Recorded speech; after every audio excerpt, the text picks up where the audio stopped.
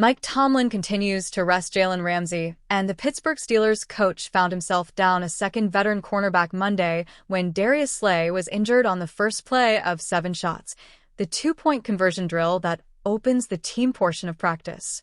Tomlin said Slay rolled his ankle. Slay did not return to practice, but he wasn't taken to the trainer's room either. He remained on the sideline for the duration of the 2-hour session. "It doesn't appear to be significant," Tomlin said. "We'll get him back out there ASAP." Ramsey's return from an unspecified injury also is expected to be imminent. Ramsey hasn't taken part in team portions of practice for at least a week. Tomlin said Ramsey could practice Tuesday or when the Steelers scrimmage the Tampa Bay Buccaneers on Thursday at Acrisure Stadium. "Oftentimes when I remove a guy like him, it's about the opportunity it provides others," Tomlin said, "so it's been good on both counts." The absence of Ramsey and Slay has led to increased playing time with the first-team offense for safety Juan Thornhill and cornerback Brandon Echols, 2 other offseason additions to the Steelers. Thornhill signed a 1-year contract worth $3 million. Echols signed a 2-year, $6 million deal. Both were acquired in free agency. Thornhill and Echols were among the few veteran players to dress and start against Jacksonville in the preseason opener. "I'm pleased with the progress of those two, not only Saturday night but in general," Tomlin said. "We acquired some high-profile guys with big resumes that get a lot of attention. But those two in particular have done a nice job learning what to do, letting their talent show, and bringing a competitive spirit to our work daily." Among the players who were withheld from practice Monday were wide receiver Calvin Austin III, backup center Ryan McCullum, tight ends Jonas Smith and J.J. Galbraith, quarterback Will Howard, and defensive backs Dante Kent and Corey Trice Jr. The Pittsburgh Steelers could have a problem on their hands. Veteran defensive lineman Cameron Hayward is seeking a new contract before the 2025 NFL season, and he has not participated in team drills this month. Hayward told reporters Monday that to get a new deal he is prepared to sit out regular season games. In typical Mike Tomlin fashion, though, he expressed not being worried about what could or might happen with Hayward and his contract standoff. "Not as I sit here today, no," said Tomlin on Monday when asked if Hayward's potential availability down the road concerns him. "You guys know I'm not into the hypothetical discussions." Instead, Tomlin tried to convey that things have been business as usual with Hayward and the team. "Cam's been doing this a long time," Tomlin told reporters. "I don't work Cam a lot in these scenarios. Anyway, I need to know more about Derek Harmon, Yahya Black, and others, Logan Lee. So that's been the mindset." Mike Tomlin, Terrell Austin show no concern over Cameron Hayward availability.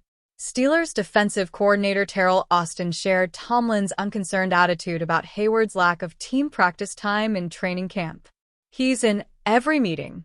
He is a leader," Austin said to the media Monday via SI on Steelers' Jacob Punturi. "The stuff that he feels he has to do, that's what he's taking care of. We're out there playing. He's helping. He's doing all the things he can until it's time to really get going."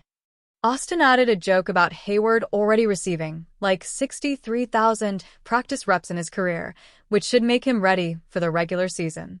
Hayward has aged like fine wine during his NFL career.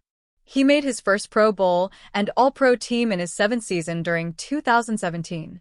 Since then, Hayward has arguably put together a Hall of Fame resume with 5 All-Pro nominations, including 4 first-team bids and 7 Pro Bowls.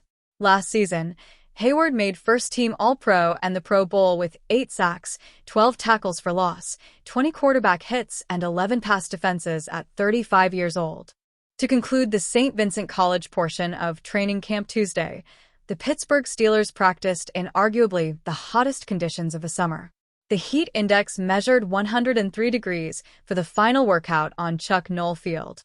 In his 19th training camp as head coach, Mike Tomlin moved practice times back to 1:55 p.m. after a year in which the Steelers conducted weekday workouts in the morning. Tomlin's reason for the switch back to the afternoon was he wanted his players to get extended work under the hot sun. "We accomplished it today, maybe yesterday," Tomlin said, referring to another 90-degree day. "We had a lot of rain early on in camp. You can have a good plan, but you have to be light on your feet and adjust." The Steelers have practiced at the Unity Township campus since 1966, except for the 2020-21 seasons, when the team practiced at Acrisure Stadium because of the pandemic. The Steelers are among 6 NFL teams that continue to hold training camp away from their home facilities. The others are the Buffalo Bills, Dallas Cowboys, Indianapolis Colts, Kansas City Chiefs, and Los Angeles Rams. In general, we appreciate this environment, the support, and the experience up here, Tomlin said. Not a lot of teams go to destination camps anymore, and we value it. We value not only the tangible work up here, but the intangible work, the camaraderie, the informal moments. It's really special. An analyst believes the Pittsburgh Steelers could be players for Miami Dolphins wide receiver Tyreek Hill should he become available via trade. Trade speculation surrounding the All-Pro wideout has ramped up following a report from ESPN's Jeremy Fowler that noted teams keep bringing Hill up as a potential trade target they're keeping an eye on. I know the Dolphins earlier this summer were telling teams, no, we're not trading Tyreek Hill. But teams just wonder, is he going to be available? It could be wishful thinking, Fowler said. Maybe they want him to be available, but he's a player that when I bring up the teams and say, who's sort of a trade target you're watching? They bring up Tyreek Hill, so we'll see, Fowler added. As a result of Fowler's report, Bleacher Report's Brent Sobleski identified 4 teams that could have interest in Hill, and the Steelers were among them. Here's the trade package Sobleski suggested for Pittsburgh and Miami.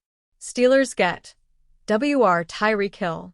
Dolphins get Nick Herbig, 2026 4th and 7th round picks.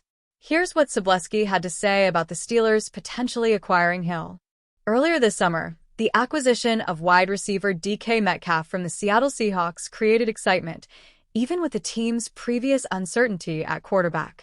Pittsburgh subsequently traded George Pickens to the Dallas Cowboys, again creating a need for a legitimate number 2 target.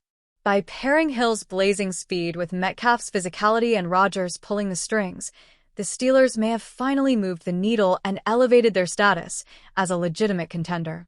Hill is coming off a down 2024 season, but he was also playing through injury and didn't have Tua Tagovailoa for a handful of games, so there's reason to believe he could be better in 2025. The Steelers acquiring Hill isn't that far-fetched. After all, Pittsburgh is clearly all in on 2025 with Aaron Rodgers under center, and the team's wide receiver situation behind DK Metcalf remains shaky. Trading Herbig would be a tough pill to swallow after he has shown plenty of promise over 2 years in the NFL, but Pittsburgh would still have TJ Watt, Alex Highsmith, and rookie Jack Sawyer on the roster, leaving the team in good shape. When it comes to the draft picks, the Steelers are stocked enough in 2026 to be able to give up a 4th-rounder, of which the team is projected to have 2 when you factor in compensatory selections. If the Steelers are hesitant to give up Herbig in a trade for Hill, they could up their offering in terms of draft capital to get a deal done. Pittsburgh is projected to have 3 third-round picks, 1 compensatory. Either way, if the 8-time Pro Bowler hits the trade block, Pittsburgh should look to bring him in.